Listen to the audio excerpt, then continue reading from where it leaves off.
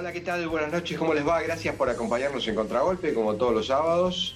Y vamos a hacer el repaso de una semana muy cargada informativamente, que tiene un entrelazamiento con la cuestión internacional, pero que necesariamente eh, entran las costuras de la política argentina. Eh, de alguna manera lo dividimos el tema internacional en dos cuestiones. Una tiene que ver con un viaje a los Estados Unidos que va a emprender el presidente Fernández, que estaba en duda por el propio presidente, digo, ¿no? El fin de semana pasado, algunos columnistas lo ponían mucho más que en interrogación. Bueno, se consolidó el viaje afirmativamente y también se confirmó una bilateral que va a tener lugar el mes que viene con el presidente Biden.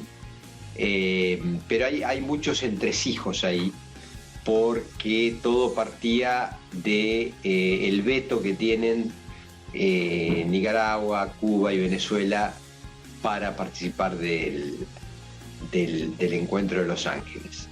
Y el otro tema internacional que a nuestro gusto está concatenado con la Argentina es este nuevo fenómeno que se da en Colombia, encabezado por Rodolfo Hernández, que entra en la segunda vuelta y dejando en el camino a Fico Gutiérrez, y que era el candidato, digamos, uribista, el candidato de la derecha, y que va a competir con Petro en el escenario de segunda vuelta, y donde algunos sondeos ya le están dando la victoria a Hernández. Pero lo vamos a repasar con cuidado.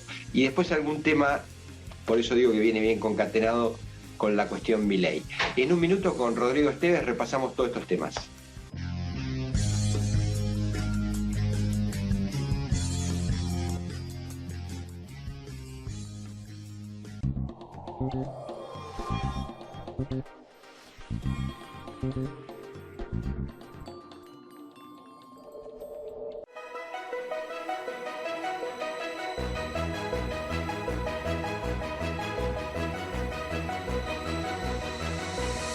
La transformación no para. En San Juan, con grandes oasis productivos, potenciamos la agroindustria vitivinícola y olivícola. Lideramos la inversión minera y el desarrollo energético. En esta tierra hay oportunidad, una oportunidad auténtica. San Juan. Banco Ciudad te quiere ver crecer.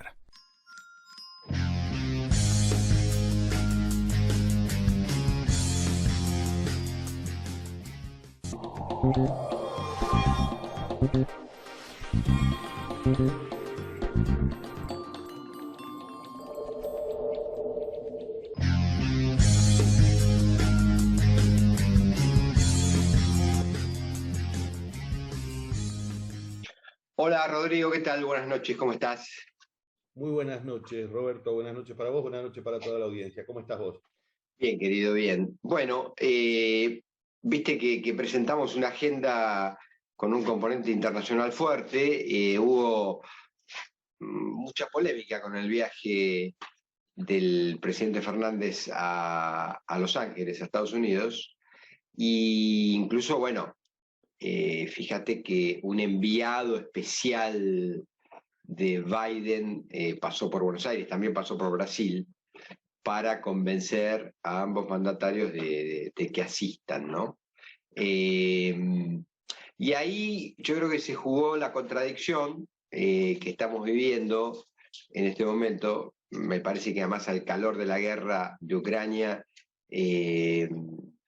lo que más busca Estados Unidos es cohesión. Pero bueno, está la cuestión de estos países que nombramos que están vetados. De hecho, los mandatarios de esos países, Ortega, Maduro y Díaz-Canel, tienen tarjeta roja, es decir, no pueden entrar a los Estados Unidos. Y Fernández, bueno, tuvo un discurso como muy antisonante. En la semana dijo: yo no me voy a volver a callar más. Habría que preguntar qué es lo que se había callado antes, porque claro, la afirmación denota que algo quedó escondido anteriormente. Y en segundo término, A mí me parece lo peligroso, y ya te quiero dar el paso para tu análisis, antes de saltar después a la cuestión colombiana. Lo peligroso es que no se le repita a él lo que le pasó, creo yo, en el viaje de Europa, ¿no? Donde esto es análisis, no es información. Yo creo que él iba a transmitir un mensaje en ese viaje de Europa, contemplando la cuestión de las materias primas y de la energía volando, y algún mensaje, no digo prorruso, pero sí de, bueno, dejen que Ucrania acerque posiciones con Rusia para terminar la guerra. Un poco a la medida de lo que necesita Rusia, que yo creo que es reconocer toda esa zona del Donbass, eso de mínima, ¿no? Y evidentemente él no transmite ese mensaje y Rusia lo acusa de traidor. Si damos por bueno que la agencia Sputnik de noticias es una agencia, comillas, paraoficial. Entonces, como lo escuché a Maduro muy elogiosamente con Fernández, no vaya a ser que él lleve un mensaje de estos países, que no lo transmita, o que lo transmita más o menos, y después se coma en castellano, en romance muy, muy antiguo, una puteada, ¿no? Pero bueno, te dejo tu análisis y los entresijos de todo esto. A ver, creo que a la Argentina le viene bien que Fernández viaje, le viene bien que Fernández se sume a la Cumbre de las Américas y le viene bien que Fernández tenga una agenda internacional donde dialogue con los líderes del mundo. Creo que le viene mucho mejor aún el tema de una bilateral. Una bilateral implica una reunión con el jefe de Estado, con Joe Biden, más allá de la situación propia de la Cumbre de las Américas. Esta bilateral ya está pautada para el 25 de julio. Todo esto es lo propositivo.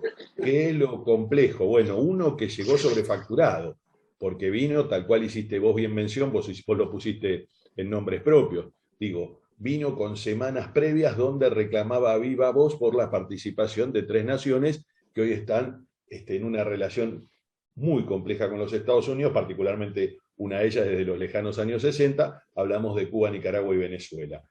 De ese lobby endemoniado pasó a esta situación muy singular de esta semana, donde el gobierno, desde las propias usinas de prensa propia, agita el diálogo de 25 minutos entre el presidente argentino y Joe Biden como un avance enorme en lo diplomático. Acá, por lo tanto, creo que es importante, creo que es una pulseada que se viene dando desde hace tiempo. Nosotros ahí tenemos en claro, y nuestros televidentes atentos lo han ido siguiendo. Acá hay un núcleo conformado por Jorge Agüello, Gustavo Vélez, que ha trabajado siempre en sintonía con Washington y ha trabajado siempre en la agenda del presidente en torno a este diálogo. Y por otro lado, da la impresión, Rodrigo, y también quiero que lo matices, que Vélez es como una suerte, yo no sé si de canciller paralelo, porque a mí me parece que hay temas donde Vélez por ahí no entra.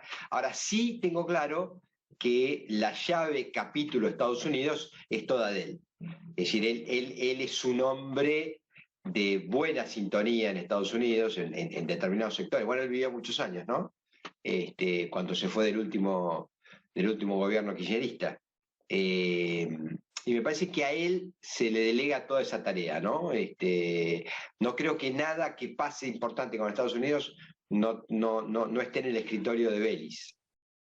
Particularmente da la sensación que es otra pulseada más que han ganado, ¿no? Hacíamos esta mención tanto de él como del embajador en Washington. Por otro lado, sí debemos decir que al presidente seguramente se le va a presentar una situación en la cual los temores están. ¿Por qué digo los temores? Porque Cancillería cumple con su tarea. Cancillería lleva lo que ellos denominan los talking points, los briefs, los scripts previos, que fueron los mismos que le llevó en el caso de Moscú. A Moscú iba a agradecer la vacuna e iba a dialogar en términos tales de cómo avanzar en la cuestión comercial. Terminamos diciéndole que íbamos a hacer la puerta de entrada a Latinoamérica. No tengo que recordarlo, digo, todos lo recuerdan. Bueno, ojalá no nos pase algo de estas características y la charla con Biden sea una charla que esté enmarcada en lo que la Cancillería le vaya indicando de modo tal de ser útil a la agenda de la Argentina, porque el tema central es que los jefes de Estado pasan, pero la Argentina queda. Entonces, No, es muy bueno lo que aportás al análisis porque, digo, insisto, para mí el punto de contradicción va a estar en estas cuestiones, viste, que le pasan a Fernández, que son difíciles de entender, qué sé yo, viste, cuando recibe a Pedro Sánchez y entonces él dice que bueno, que nosotros sí venimos de los blancos y los otros vienen de los indios o de los negros. Se mete en lo que se denomina camisa de 11 varas, ¿no?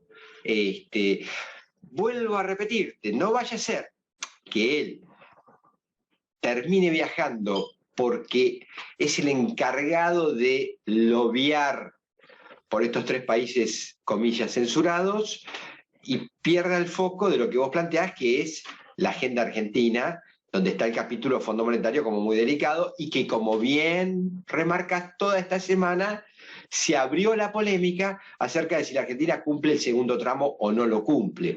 Debo decirte que la vocera Cerruti, también que tuvo una semana polémica, enredada en una polémica con periodistas, o con un periodista, que vos ya sabrás quién es.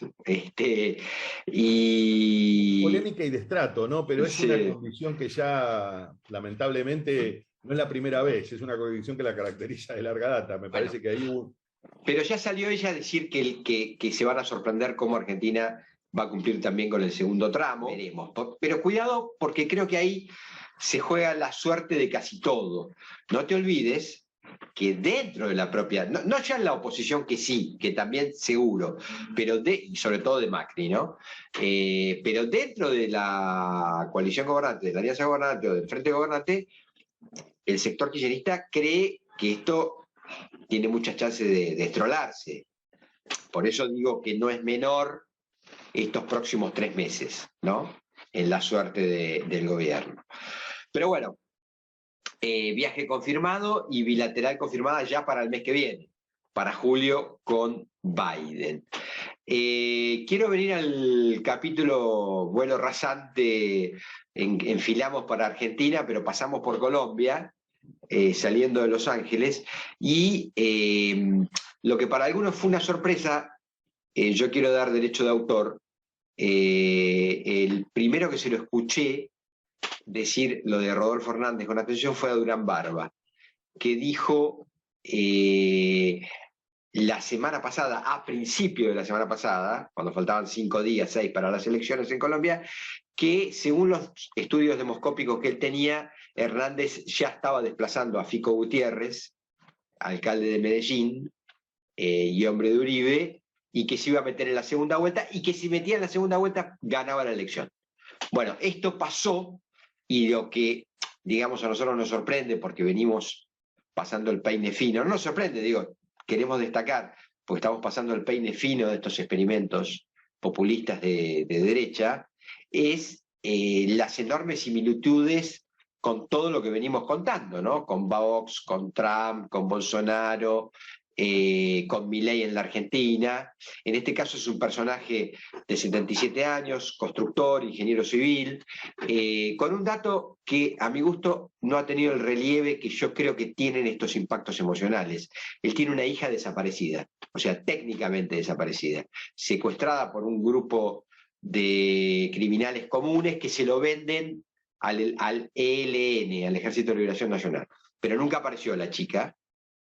Y yo creo que estos arrastres, al final, viste, lo psicológico en política también es un capítulo, ¿no? Un outsider, más o menos, fue alcalde de Bucaramanga, ahí tuvo un incidente porque le pegó a un concejal, fue expulsado, y tiene algunas denuncias de corrupción, pero su agrupación se llama Liga de Gobernantes Anticorrupción.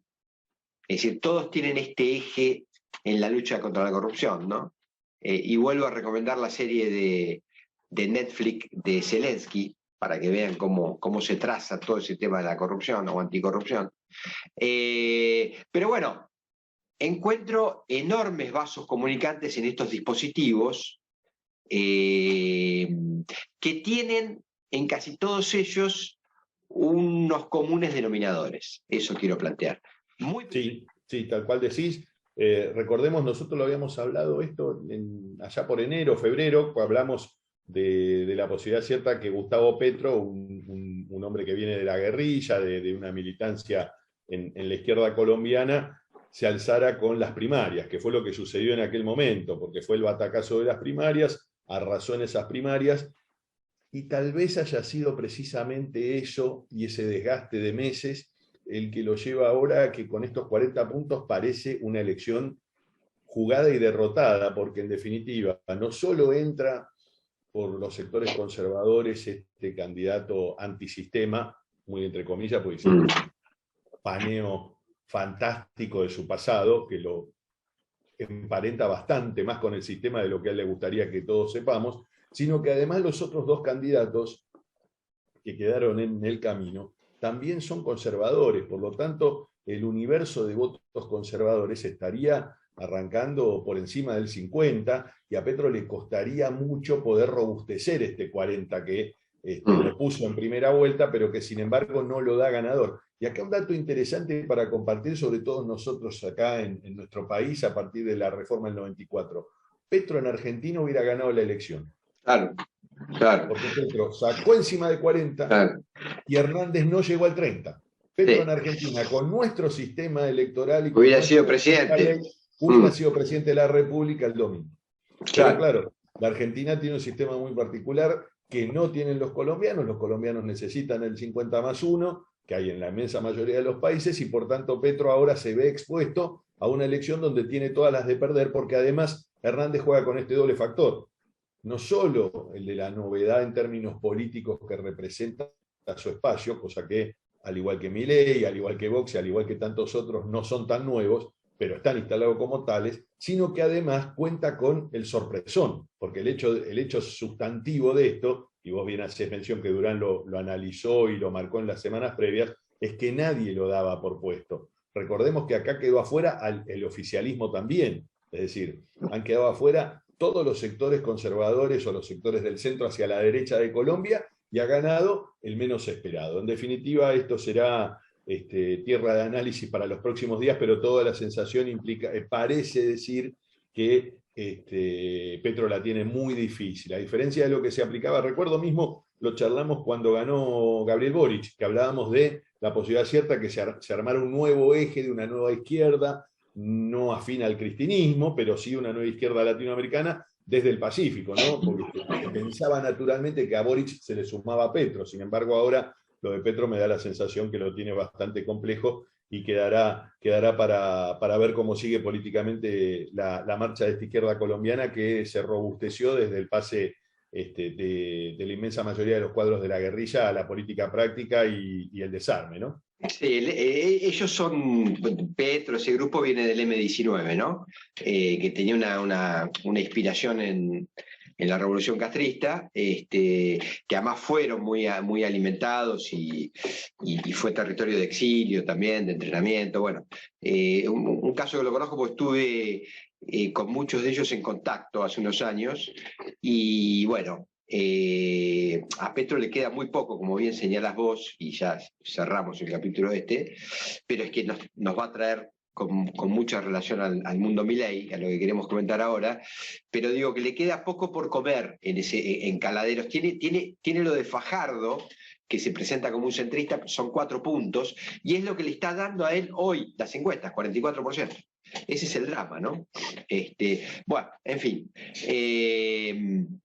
Pero vengamos para estas costas. Sí, Sí, vasos comunicantes, porque yo te decía ayer cuando hacíamos una reunioncita de preproducción, la semanita de Milei, ¿no? Una semana, a mi gusto, negativa para también outsider de la política que nosotros venimos marcando. Él entra en una deriva de disputas con 5 periodistas, les hace juicio, con la gente que yo he hablado, algunos abogados inclusive, abogados de algunos de los demandados también que he podido hablar, bueno, lo encuentran bastante disparatado, porque no son acusaciones, son valoraciones de frases de él,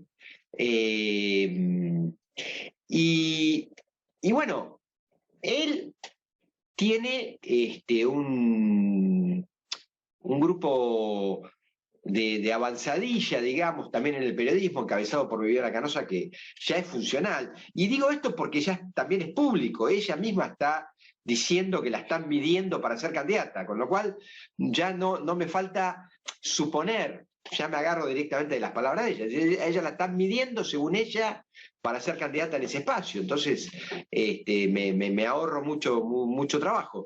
Y digo, estos fenómenos que tiene como característica el extremo, el exceso, el salirse de lo que en España se llaman los mínimos, donde conversar, lo que alguna vez Alfonsín llamó los comunes denominadores, los mínimos comunes denominadores, donde también creo yo que debería jugarse las reglas de la política. Bueno, estos personajes los rompen. Los periodistas que acompañan estos experimentos, salen de esa normativa, por decirlo de algún modo. La pregunta es, ¿hasta qué punto sociedades que están evidentemente enojadas, economía, pandemia, pospandemia, lo dan por bueno o se arma un inconsciente cordón sanitario que censure este tipo de actitudes? Es lo que yo no sé. La verdad, te digo, te agrego un valor más, ya te dejo para tu análisis. Muchos creen que estos experimentos funcionan cuando son cortitos. Caso Rodolfo Hernández. Listo, apareció, pam, pim, pum, elección, se metió. Si son largos, y hay que recordar que queda un año largo todavía, se empiezan a desgastar. Pero bueno, quiero tu mirada. Acá dos elementos para el análisis que sumo. El primero, realmente no se entiende a dónde apunta esta demanda judicial por daños y perjuicios. El segundo, una gafe enorme en el caso, creo que en el caso de todos, pero puntualmente en el caso de Débora Plager, que la acusó de banalizar la Shoah, banalizar el Holocausto, cuando su madre Silvina ha sido una de las escritoras más prolíficas de la Argentina sobre el tema, pero además Débora puntualmente tiene a su hermano nacido en Israel, ella proviene de una familia ucraniana que la destruyeron de lo que es Ucrania hoy, pero digo que la destruyeron en tiempos de la Segunda Guerra y la destruyó el nazismo, es decir, víctimas directas, de familias directas que son víctimas de la tragedia, digo, y del Holocausto. La verdad que plantear esto resulta cuanto menos, digamos, muy difícil de poder explicar en términos racionales. Yo creo que hay muchas cosas de Milei que muchas veces en términos racionales no se pueden explicar. La otra que me pregunto es, ¿hijo de quién es Milei? Porque acá el tema central, y esto lo podemos reflexionar y nuestros televidentes van a estar de acuerdo, Milei es un hijo de los medios, Milei es un hijo de la prensa. Milei, de no mediar los medios y la prensa, alguna vez Alejandro Fantino se cargó el crédito de haber sido él el primero que le dio aire. Desconozco quién fue el primero, lo que sí tengo claro es que de no mediar los medios y la prensa, Milei no es hijo de la militancia en la Matanza Profunda en una básica, Milei no es hijo de la militancia en Florencio Varela, de la mano de alguna iglesia o de algún cura tercermundista que lo llevaba a conversar con los más humildes y a dar un plato de comida. Milei no es hijo de un comité coqueto del barrio de Palermo, del radicalismo, o un comité conservador. Digo, Milei es hijo de los medios. Milei solo se explica en tiempo de redes sociales, solo se explica en un núcleo de caracteres muy reducidos y solo se explica entre los gritos y el tamizado que tienen hoy los medios para presentar a su gente, porque tampoco estos son los medios de los tiempos de Fernando Bravo y Hernán Rapela, digo, son y los más mayorcitos que nos estén escuchando, como vos tenés la amabilidad de sonreír, pero digo, van a entender a lo que voy, de esa TV que escuchaba, digo, la TV de Blackie, la TV de los 70 o de los 80, digo, esa TV no existe más. No, esto es medio y redes, ¿no? Medio y redes. Yo creo que hay una vieja polémica, Rodrigo, que es esta. Vos mirás estos canales de noticias y todos tienen 2 puntos, 1,5 puntos, en el mejor de los casos 3, pero si no se entiende que son dispositivos que después sirven para cargar las redes, no se comprende la importancia del fenómeno, ¿no? Es decir, se usan, pero dan volumen. El gran secreto de todo este juego es la viralización posterior. Exactamente. El gran secreto es todo ese juego que se da en el terreno de las redes sociales, que es el insumo cotidiano de los medios de comunicación, porque los medios de comunicación luego construyen, con muy bajos costos de producción, sus programas en gran medida en torno a la réplica de la réplica de la réplica de la réplica. Esto que resulta agotador lo es, pero sin embargo, hoy es el mecanismo de venta. La televisión no es aquella televisión de los 40 puntos del Grande Pa, de la TV privatizada por el peronismo en los 90, sino que es la televisión de escasos 10, 12, 15 puntos en aire. En el mejor de los casos. En el mejor de los casos. Hipótesis Sí. de la TV de aire, y en la TV de cable, como bien decís vos, estos números de 2, 3 puntos, que permiten todo el tiempo tener en eje estas mesas. Yo creo que a veces pienso en la figura de Juan Alberto Badía, que hacía un programón que se llamaba Imagen de Radio. La verdad que aquella imagen de radio es la TV de hoy. Porque la TV es mesas en B o mesas en U, decenas de personas sentadas frente a micrófonos, y la verdad que lo que estamos viendo es la vieja radio que le ganó la batalla a la TV, sentó gente legitimada y dialoga. El problema es que el diálogo devino en los gritos de Milei. Ahora, recapitulo con esto. Milei, hijo de los medios, ¿qué está haciendo con esto? Creo que está intentando despegarse de la última estructura de poder en la cual a él podían dejarlo entrampado. Es decir, Milei intenta de este modo dejar atrás a la última estructura de poder en la cual lo podían dejar estrampado, que era precisamente la de los medios. Y de este modo destetar, digamos, al Milei que quiere ser el destete histórico de la Argentina. Él quiere ser la bisagra, quiere romper con todos los esquemas, y los medios entran en esos esquemas. Sí, por supuesto. Bueno, es una jugada audaz, ¿no? O sea, él juega a decir, no, la casta también son los periodistas y los medios. También, a modo de reflexión, y sé que seguramente estamos medio corridos por el tiempo, Sí, muy. lo que digo es lo siguiente: salvo el caso de Fernando de la Rúa, que a esta altura de junio del 98 uno podía decir, me parece que va a ser, nadie a junio del 22, digamos, en mismos tiempos políticos, pensemos en el propio Carlos Saúl Menem, pensemos en el propio Raúl Alfonsín en el 82, en el Carlos Saúl Menem del 88, nadie, mucho menos el Néstor Carlos Kirchner del 2002, digo, nadie preanunciaba un presidente a esta altura. Es decir, es muy complejo pensar en Argentina y su dinámica, que con racionalidad, que con cierta lógica, Milei llegue tan encaminado como está hoy. Me parece que el desgaste de la campaña... Claro, totalmente de acuerdo. Y la verdad que este paso, por lo menos para muchos colectivos de periodistas, entre ellos Fopea, del cual participó, es un paso en falso muy grave, y me parece que marca un quiebre en su campaña que no sé si le abrirá más puertas en los medios. Rodri, nos tenemos que ir. Cortitos hizo. Bueno, la seguimos el sábado que viene. Sí, señor, un gran abrazo. Chau, hasta el sábado.